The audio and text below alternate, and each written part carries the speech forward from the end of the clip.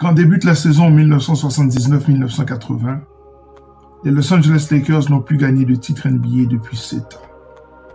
Les Seattle Supersonics, qui viennent de battre les Washington Bullets par 4 victoires à 1, sont les champions en titre. Nous sommes le 1er juin 1979. 24 jours plus tard, tous les regards sont rivés sur la Plaza Hotel de New York, car les Los Angeles Lakers possèdent le premier choix de la draft. Et il y a un jeune magicien du Michigan, son nom, Earvin Magic Johnson.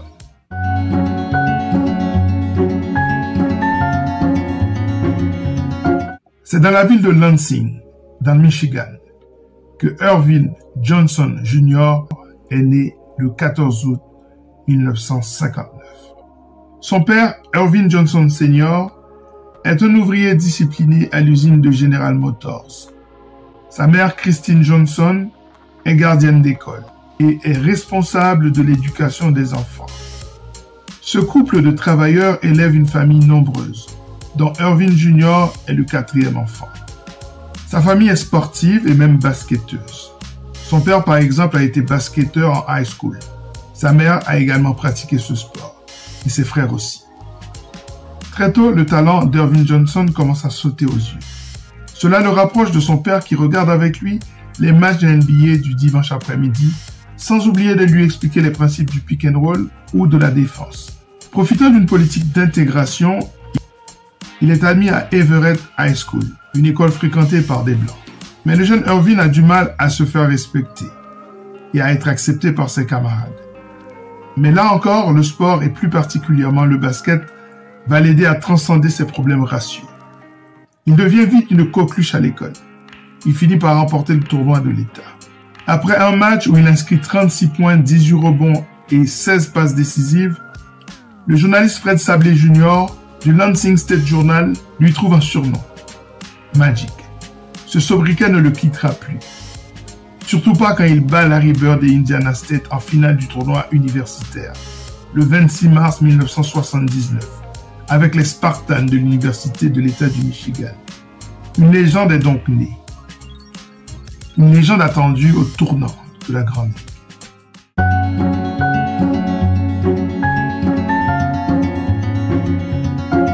Inutile de dire que la draft de 1979 est très attendue dans toute la Ligue. Il y a dans cette draft l'ailier Calvin Natt, l'ailier fort David Greenwood, le pivot Bill Cartwright, ou alors les arrières Sidney Moncrief et Vinnie Johnson. Mais le choix de Magic est sans surprise. Les Lakers mettent la main sur un jeune homme charismatique, souriant, un leader et surtout un génie du basket, à associer avec Kareem Abdul-Jabbar. L'ère du Showtime commence officiellement avec l'acquisition de ce jeune joueur extraordinaire.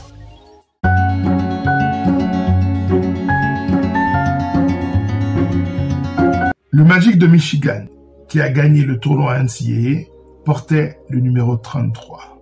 Mais arrivé aux Lakers, il y a déjà un garçon qui porte le numéro 33. Il a déjà un palmarès long comme le bras. Plusieurs titres à NCAA, Rookie de l'année, champion NBA avec les Bucks de Milwaukee, MVP des finales, plusieurs titres de MVP de la saison régulière, meilleur scoreur de la saison, etc., etc. C'est donc tout naturellement qu'il a le droit de garder son numéro 33. Magic accepte donc de prendre le numéro 32.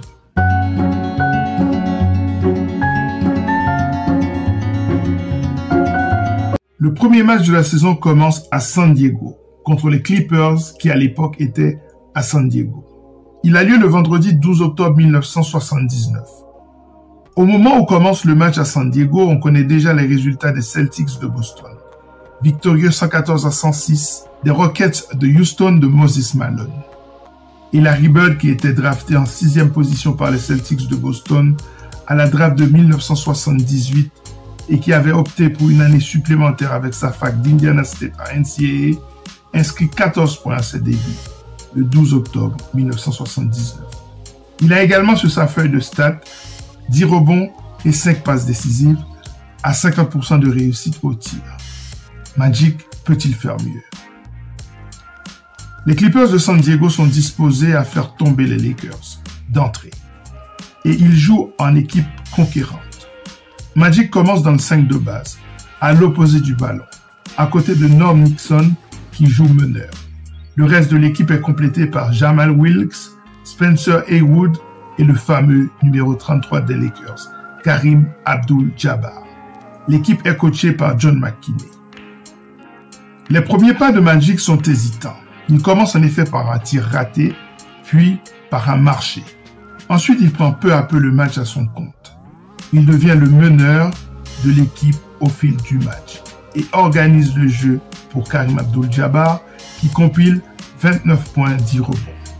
À l'âge de 19 ans seulement, Magic est plus que prometteur. Mais San Diego continue de s'accrocher jusqu'à la fin du match. Wolby Free est intenable. Il inscrit 46 points, prend 7 rebonds, donne 7 passes décisives et vole 7 ballons. Et puis, il y a un homme qui sort du banc pour ajouter 10 unités au marquoir. Son nom, Joseph Washington Bryant, soit le père d'un gamin d'1 an qui deviendra bien plus tard une légende aux Los Angeles Lakers. Son nom à lui, Kobe Bean Bryant. Les Lakers prennent la tête, mais les Clippers s'accrochent. À 2 secondes de la fin, les Clippers prennent 1 point d'avance sur un drive de qui d'autre? De Wolby Free, bien sûr. Le score est de 102 à 101. Il faut un skyhook de Kareem Abdul-Jabbar.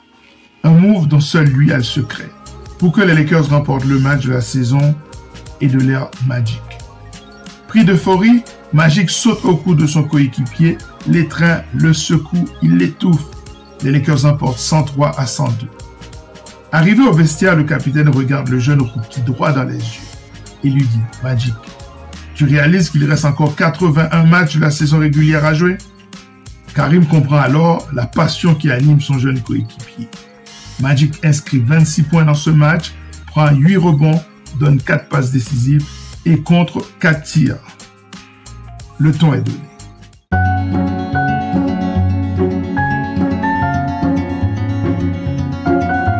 Cette année-là, la NBA adopte la ligne à 3 points. Le Jazz déménage de la Nouvelle-Orléans à Salt Lake City. Magic Johnson commence fort sa saison. En effet, dès le 11 novembre 1979, il est élu joueur de la semaine. Performance qu'il réitère le 16 mars 1980. De son côté, Kareem Abdul-Jabbar obtient cette récompense à 2 reprises, et celle du meilleur joueur du mois en décembre 1979. C'est tout naturellement qu'il est élu meilleur joueur de la saison, MVP. C'est son 6e trophée de MVP. Il est le meilleur contreur de la Ligue pour la 4e fois de son histoire avec 3,4 unités par match. Il termine à la fois dans le meilleur 5 de la saison et dans la première équipe défensive. On s'attend à ce qu'il fasse une finale de très haut niveau et de donner le titre aux Lakers. Enfin. Mais surtout, Larry Bird est élu Rookie de l'année à l'unanimité.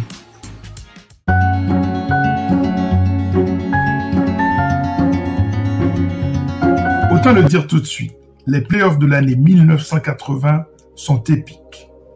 Les leaders de la NBA, les Celtics de Larry Bird, passent un coup de balai aux Rockets de Houston, 4-0. Les Sixers de Philadelphie, quant à eux, éliminent les Hawks d'Atlanta en 5 matchs.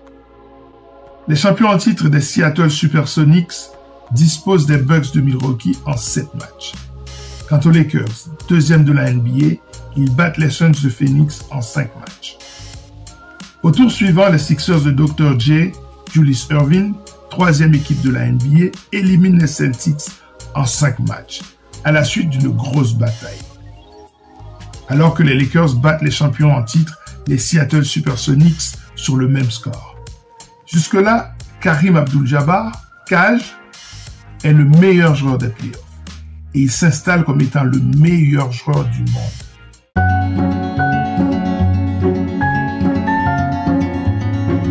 Les finales NBA commencent le 4 mai 1980 au Forum d'Inglewood de Los Angeles.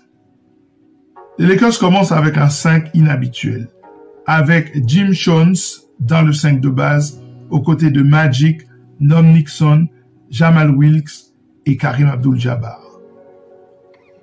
Les Sixers alignent Maurice Cheeks, Caldwell Jones, Julius Erving, Darryl Dawkins et Lionel Hollins. Dès le début, Darryl Dawkins est un problème pour les intérieurs des Lakers. Il commence le match par une interception suivie d'un dunk. Le ton est donné. Mais c'est le docteur qui va constituer le véritable problème dans ce match. En effet, Julius Erving inscrit 20 points et est le leader d'une performance collective au cours de laquelle 6 joueurs inscrivent plus de 10 points. Maurice Cheeks est une peste en défense sur le rookie Magic Johnson. Mais emmené par un cage de gala, les Lakers l'emportent de 7 points, 109 à 102. En effet, Kareem Abdul-Jabbar inscrit 33 points et prend 14 rebonds.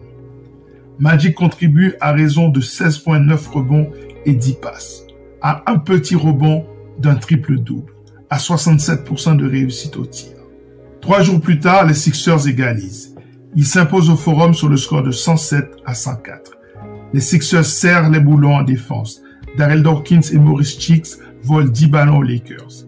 5 Sixers sont à plus de 10 points. Les Lakers perdent malgré un grand match de Kareem Abdul-Jabbar. 38 points, 14 rebonds, 5 contres et 2 interceptions. Magic est à 2 rebonds du triple-double. Jim Jones justifie son insertion dans le 5 de base en inscrivant un double-double et un pourcentage de réussite hallucinant, 83%. Le 10 mai 1980, la série bascule à Philadelphie avec un momentum qui a changé de camp. Mais les Lakers font ce qu'il faut. Cage inscrit 33 points et prend 14 rebonds. Les Los Angeles Lakers s'imposent sur le score de 111 à 101. 6 joueurs de LA sont à plus de 10 points. 3 d'entre eux sont en double-double, dont Magic Johnson. Au match suivant, Philadelphie remet les pendules à l'heure. Une victoire 105 à 102, malgré les 28 points, 9 passes, 9 rebonds et 3 interceptions de Magic Johnson. La série est à 2-2 avant son retour à Los Angeles. Le Game 5 est important. D'abord parce que les Los Angeles s'imposent dans une bagarre de tous les instants sur le score de 108 à 103. Ensuite, Cage est stratosphérique. 40 points, 15 rebonds et 4 contres. Une performance all-time. Enfin, la mauvaise nouvelle. Cage, Kareem Abdul-Jabbar se tord la cheville et il est out pour le prochain match à Philadelphie. Au moment de cette blessure, Cage fait des finales historiques. 33,4 points, 13,6 rebonds, 4,6 contres. Le tout à 55% de réussite. Monstrueux. Magic, qui a enregistré un quadruple-double, 14 points, 15 rebonds, 10 passes, mais aussi 10 pertes de balles, doit absolument basculer dans une autre dimension basketballistique. Il faut absolument prendre soin de la balle. Sinon, les Lakers n'ont aucune chance.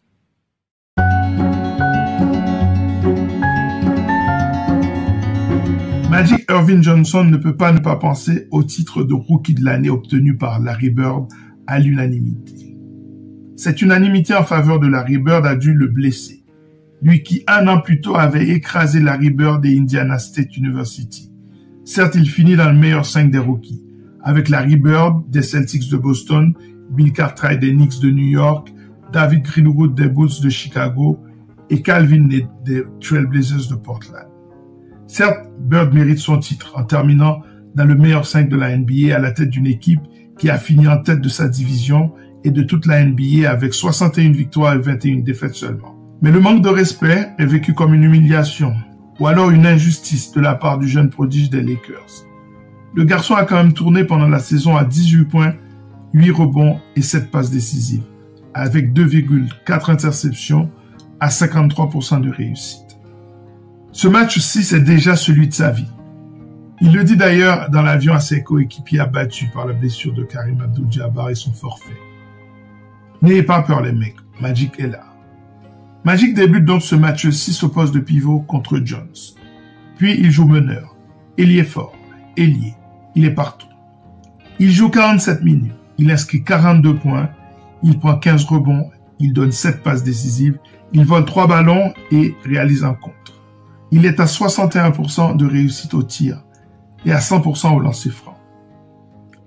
De mémoire d'homme, on n'avait jamais vu ça. Incroyable, surtout pour un si jeune joueur. Les Lakers de Los Angeles remportent ce 6e match à Philadelphie, sans Cage, sur un score fleuve, de 123 à 107. Magic finit la série avec une moyenne de 21,5 points, 11,2 rebonds, 8,7 passes. Hallucinant pour un rookie âgé seulement de 20 ans. Les Lakers remportent la série 4-2. Enfin, un titre pour les Lakers après 7 ans de disette. Désormais, dans la bataille qui va l'opposer à Larry Bird et qui va sauver la NBA dans les années 80, Magic mène 2-0. Une victoire en NCAA et une victoire en NBA, bien que ce ne soit pas face à Larry Bird. Mais ça viendra. Ça viendra.